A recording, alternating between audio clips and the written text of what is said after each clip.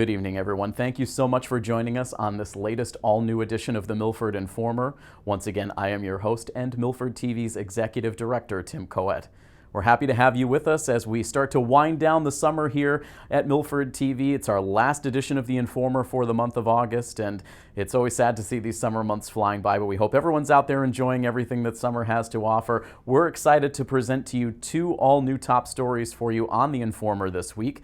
The first of which is a return to what we intend now to be a recurring series here on the Milford Informer, and a great partnership with the Tri-County Regional Chamber of Commerce, and that is the Biz Buzz. You may remember right about a year ago we debuted the Biz Buzz with a great feature on the Alpha Group of Business here in the area. Well, we're happy now to begin this Biz Buzz partnership in earnest, as we've had a chance now already to film at a number of local businesses. As a matter of fact, businesses that are very close to us here at Milford TV, as they all share a spot here in the Milford Square Plaza, where of course our studios are located. So we're excited to bring you a return to the Biz Buzz on the show tonight, and then later on the Informer we will feature the Oddball Festival. If you were able to catch our web update last week, we shared with you all of the details on this great local event that took place, all in the name of raising awareness and bringing information related to mental health advocacy. And our great member services coordinator, Michelle Hebsche, was able to go out and cover the event extensively. So we have an extended piece for you featuring the Oddball Festival later on in the Informer. So without further ado, let's get to our top stories of this week.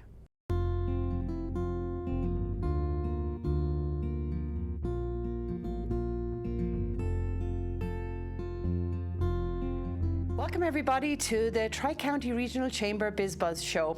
Today we are over at Joseph and Thomas Opticians, and today I have Christina Miller. And Christina, you're the new owner? I am. Since November? Yes, since November of last year. That's yes, awesome. it is. So now give us a little background on the business. So Joseph and Thomas opened Halloween of 1983, so we're coming up on 40 years. Wow. I started with them in 85, the summer of 85, just doing a little bit of busy work around the office, cleaning, filing, and then worked my way up. Graduated high school, went to optical school, got my license, state and national, and been here ever since. Wow, that's amazing. You know what? It's great when you work hard and you end up working for yourself. It is. It was definitely enjoyed it though. Yeah. It's fun, you know, seeing what people like, what we can create. And I'm sure that you get a lot of families, local families that come in. We do. Yes. Yes. From, you know, generations, I would say, and we can really service all of them. Right. Now, do you work by yourself, or do you have anybody that works with you? So for the most part, it's by myself. One of the previous owners does come in a few hours a week and help me out, and then I have a woman who has retired from this optical business, and she's working part-time for me as well. Oh, that's awesome. It is. So now, how often do glasses circulate? Oh, like when do new goodness. ones come out? Is that something that happens It does. They generally do a spring show and a fall show, and then all the sales reps have all the new product, and they'll take out things that are not working for me or have been phased out, and then we'll bring in some new product. So we're really trying to change things up a little bit, bring in some more designer lines. A lot of people are looking for some name brands, but keep the core value of what Joseph and Thomas is. And some people who wear glasses too, they like to wear kind of funky ones. They do, and there is a wide variety out there. That's yes. awesome. So now, how did you end up like wanting to be an optometrist? Is it just because you worked here, or did you just? A lot of it was because of that. Thomas was my neighbor growing up. So again, after school coming in, and then it just got familiar.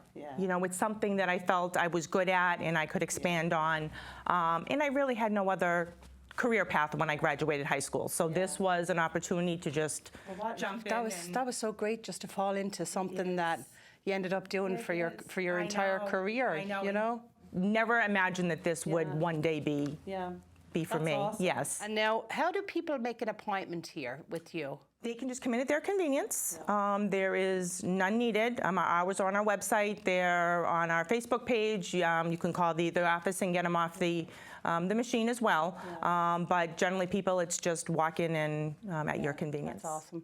And I'm sure a lot of it is word of mouth too. It is, yes. It's nothing better than coming in to someone that's friendly. Oh, like I know, yourself. I know. You know, And we my love it. question is what, like, do people pick glasses and then go, I want these ones?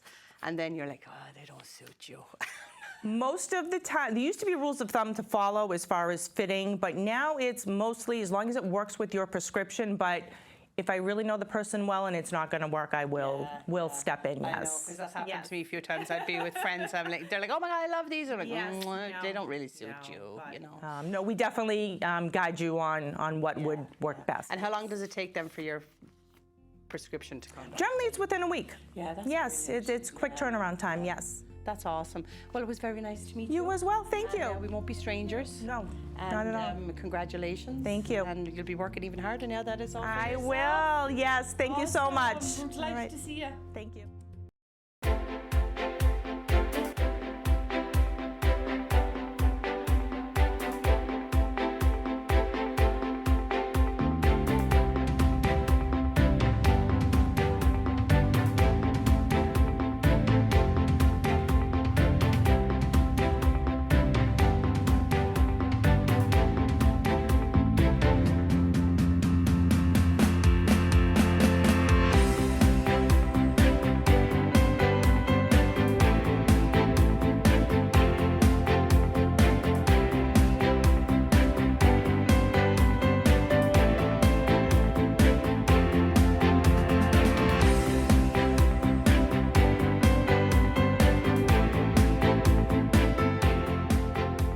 Hi, CCR Chagra here again with the very first nonprofit at the Oddball Festival, and they're going to tell us who they are and what they represent. And let's start out with this beautiful woman sitting next to me. You are? I'm Julie Sprinkle.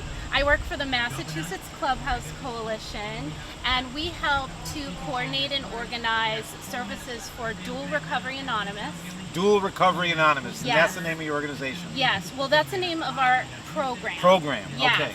It's a little confusing. There's lots of layers here, but the Okay. important part is that we serve people who are in recovery from both a mental health challenge and any addiction. And any addiction, Yes, across so the board. Across Nice. the board, yep. Okay, so tell us a little bit about your organization, real brief. You already did, though. So if you want to go Yeah, on I a can little expand. bit, Absolutely. a bit. Yeah, so we have roughly 60 DRA, Dual Recovery Anonymous meetings in Massachusetts.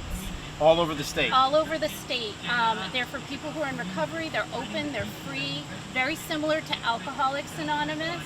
But like I said, we're dual. So if you have a mental health challenge and you want to talk about that and any of addiction, challenge you might be having, we're the place you can come. We have Zoom meetings, Nice. online meetings. So international, national, can they join you from anywhere in the world? Absolutely, yeah. Oh, that's a big one. Yes, we get people joining from all over. So let's get how people reach you. Mass Clubs, MASS, as in Massachusetts, Clubs, CLUBS.org. Massachusetts, massclubs.org. Correct. That's a nice acronym. Yeah. That's nice, man. And who do we have behind us? Give us some props here behind us and tell us about your future. Well, my name is Val Comerford, and I've been associated with Dual Recovery Anonymous for close to 30 years when we first started having meetings in 1993 in Milford, Massachusetts. And the hope for the future is, Julie spoke that we have 60 Dual Recovery Anonymous meetings currently. But when I started, we had just our one, and we called, the name of the meeting was called It's About Time, because it was about time that there was a forum for people with both mental health challenges and addiction to come together and talk openly and feel accepted and not judged. And we believe in harm reduction. And my hope for the future is that this 60 will become 120 within the next couple of years, because Nice. we're on a track where we're all dreaming of bigger and better and wider, and these forums give us that opportunity. And So international, thank you. globally, and in every And language yes, on earth. How about we that? Might have as well members shoot for the from stars. Germany, from It's a England, small petri dish and we from live all on. over this country. Yes, thank you. Very good. And your name? My name is JR. Okay, real quick, we're going to run right down. In your role, quick? I'm a member of DRA. My future I hope for is to remain sober and have my mental health balance remain stable. And also help facilitate more meetings as we grow as a program. Well, I want to let you know that Jason started out where he was the first person to help himself, and look what he's doing now. So you might be on that path. Your name, sir? Hi, I'm Dave Wormley from Crossroads Clubhouse, where DRA began in this area here. I've been a member almost 30 years likewise, and it's done wonders for me, and I love it. And you love it. There's the big word I'm looking for. And recovery is real. And recovery is real, quote unquote. We have a quote. Yeah. Next. I'm Paula Fisher. Paula Fisher. I am a member of Dual Recovery also, starting with David and Val. And I've been going to Dual Recovery meetings for approximately 25 years. And I am, it's been the most effective support for me for staying sober and helping me with my mental health. Okay, and just let's close up with how people can find you on all levels, and what's the first step to get involved with you, needing help, finding you, giving you help across the board, and maybe a little something for Jason for getting us to this point. Absolutely. So the best way to find us is at our website, massclubs.org. Got it. All of my contact information is on there, and some suggestions of what meetings you might want to hit first. Okay, and Oddball? Oh, Oddball. We are so grateful to be here today. Jason is absolutely fabulous. Big shout out to Jason. He's Wright. a big part of our community. Yes. And he's given us the energy to expand what we're doing. Thank you. Thank you. You guys are the You best. guys. You guys.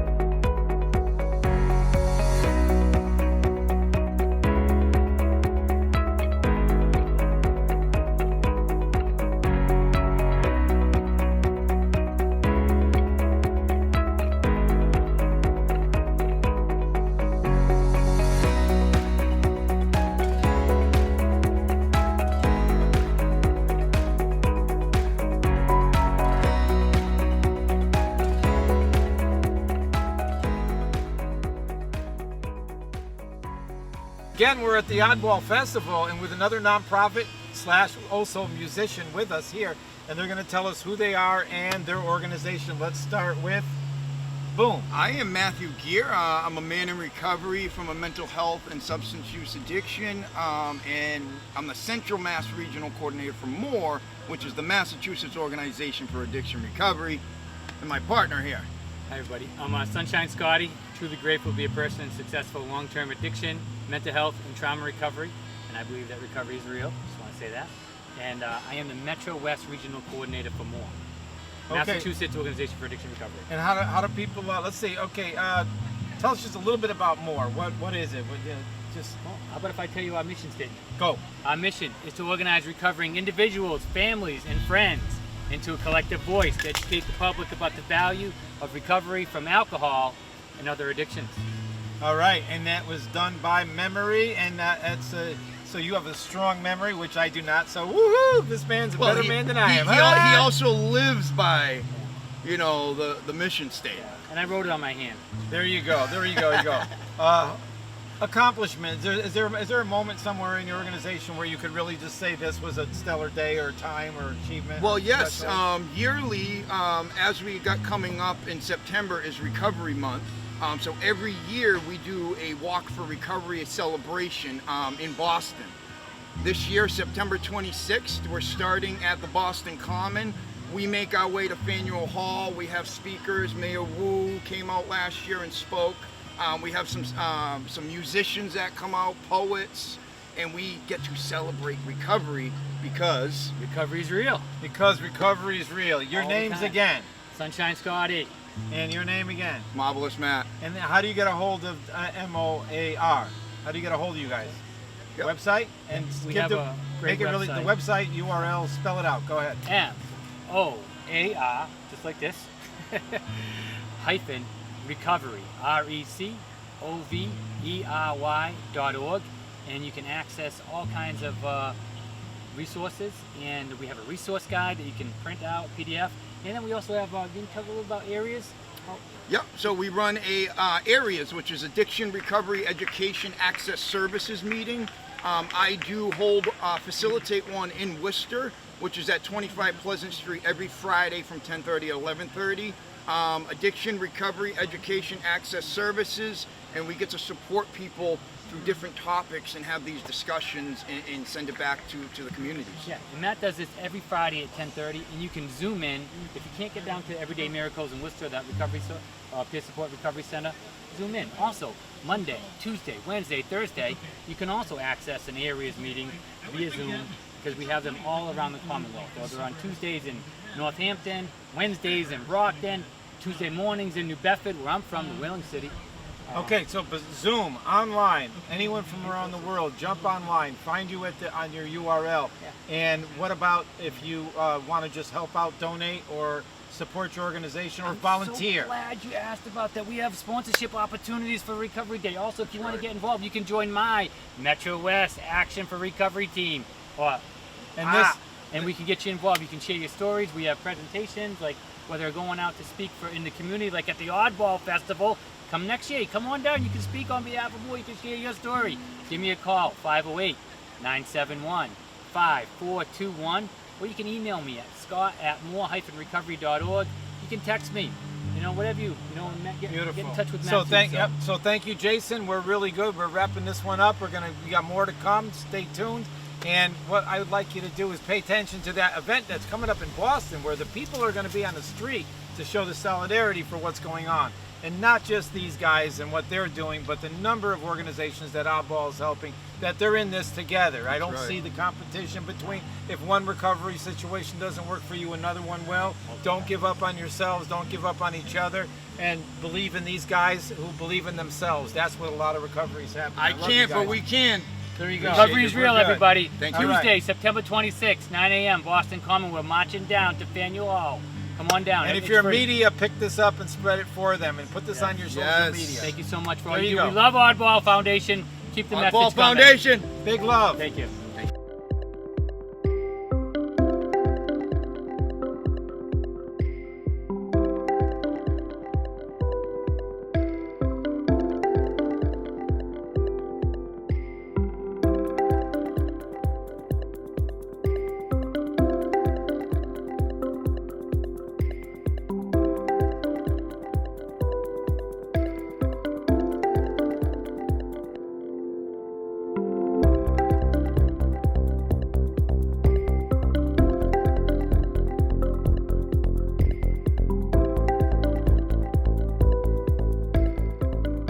CCR Chagra here again with another organization. Imagine Oddball Festival is a festival that is supporting mental health organizations across the board on many fronts, and he's doing so by supporting other organizations that are doing that. That is a beautiful thing, and this is the first festival for that. And next to me, I have James Boomhauer. Boomhauer. Go ahead, spell the last name for us, James. It's spelled B-O-O-M-H-O-W-E-R. Okay, and the organization is Stay Fit for Duty. Stay Fit for Duty. I got that right? You do. Okay, all right, and we got a hat. Yeah. Stay Fit for Duty. This is our hat. logo, and it's some of our apparel that we wear. Yeah. Okay, yeah, you got merch. You got somebody's got to, somebody's got to buy that free food. So, all right, let's move on. Tell us a little bit about what this thing is.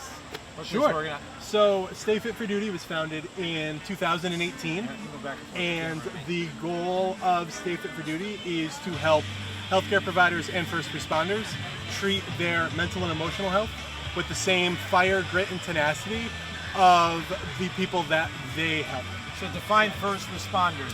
So the easiest way to say it is anybody who's woken up at 3 in the morning to go into a stranger's house.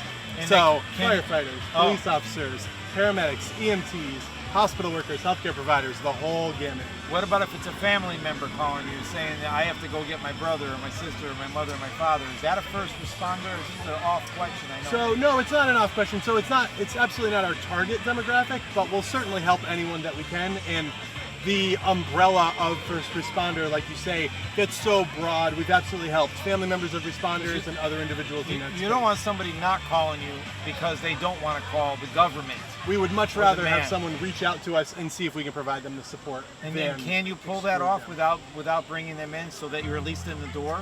So you know, how do you handle a rare situation like that? Our program is going off script, no, that's man. okay. I love it. No, that's okay. Tough question. So our program is primarily around awareness, education, and support. Okay. But you tell us what you need and we'll work to get it to you. We are not a crisis line.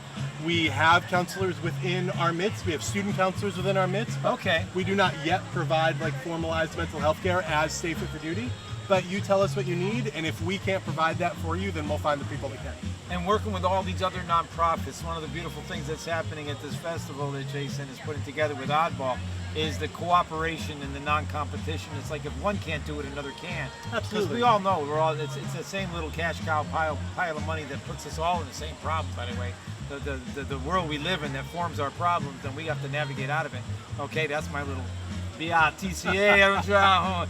Okay, that's done. So all right, that's cool. I got a little thing in there. Great. Thing in there. So okay, the organization, a stellar moment, a pivotal thing. From how long ago did you start? Where are you at now? And was there something along the way that made this whole thing seem like we're doing this?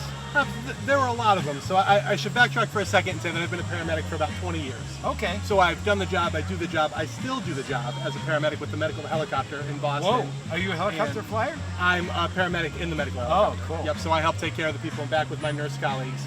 And when we do these trainings and we talk to these people, the messages that we get from brothers and sisters of mine in the profession and colleagues of mine and people I've worked with that said, I'm reaching out because I saw your social media, or I went to one of your classes and I found a therapist and I saw a therapist and I'm getting the help because I reached out to you and your team, either got the help from your team or got the courage to get that help. That's really what it's all about. I love it. I love it. So you were in the world. You saw like a hole in the net, and you created this organization because it wasn't there. People were falling through. Absolutely. And I love it. That's Absolutely. a great. See, that's where nonprofits really come from. Is that there's something happening and people are falling and it's not necessary because there's nothing there, and then somebody steps up. So that's a beautiful thing. Okay, so the future, where you're going with this whole thing, and I know you already started on that a little bit, and if you could weave that into Oddball a little bit. Of course. The future is just that we want to grow. We would like to make a more formalized space. As I said, we have some mental health professionals that are interested in helping. I myself am a graduate clinical intern, so I'm nearly done with my education to become a mental health professional. And what we'd love to have is a one-stop shop where you can get the physical wellness that you need, the mental and emotional wellness that you need, and then have a place for you to not only feel safe as a first responder or healthcare provider, but also to have some support in acquiring all the tools that you need to do this well. If we can be that one-stop shop for you, we'd love to be here. And a little something about when people do come to you and they do get help, what's the follow-through over time? Can they come back to you? Absolutely, absolutely. We understand that this is a process. And How do you sometimes stay in touch? People are in crisis. Sometimes people need a little bit more time. Again, we're not a crisis line, so we don't have a very formalized process for that. But when you reach out to us for support, we always kind of keep you in our wins, and we want to check back in. A vast majority of our team are certified crisis counselors through other processes, so we use a lot of the same tools and techniques that we were trained on in other facets and collaborate with other peer support and wellness teams. So we want to make sure that you know that while we have your back in the immediacy, we're also here to support you weeks, months, and years down the road.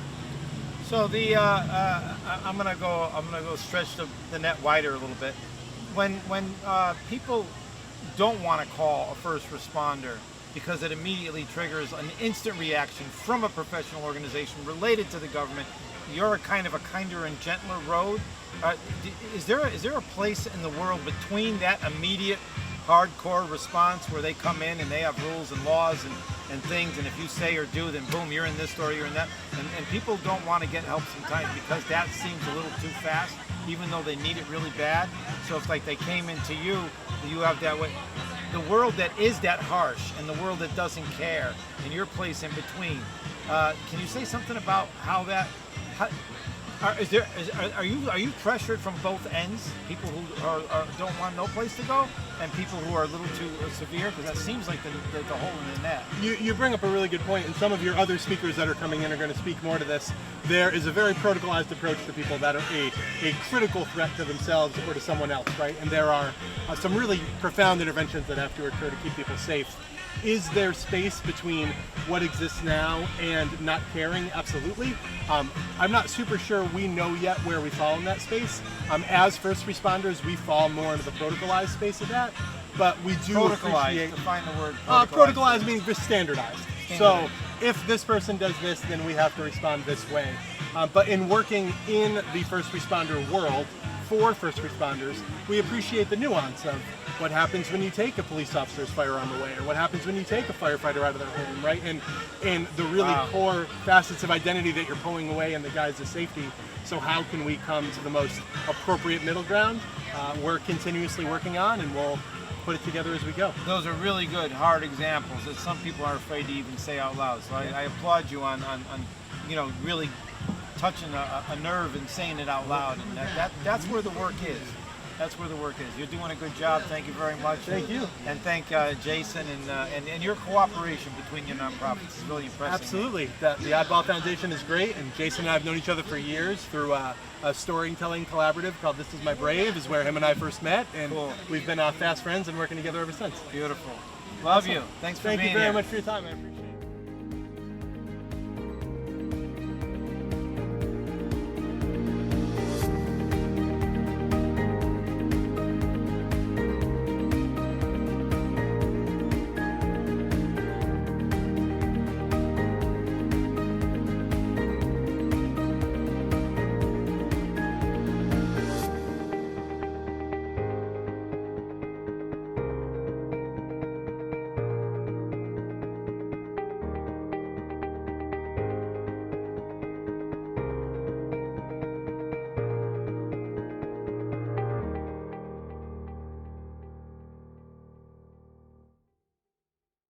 That is going to wrap things up on this week's edition of the Milford Informer. When we join you again in September, we will start to set the stage for a busy fall of activities across the Milford community. We'll share with you information on our upcoming fall sports coverage for the Milford High School fall teams, and we'll also share with you images from the Milford High School Football Media Day, which we will be covering here at the end of the month of August. And of course, we'll have a host of other events going on across the community as well. So make sure you stick with Milford TV and stick with us here on the Milford Informer as we keep you covered in a busy fall ahead.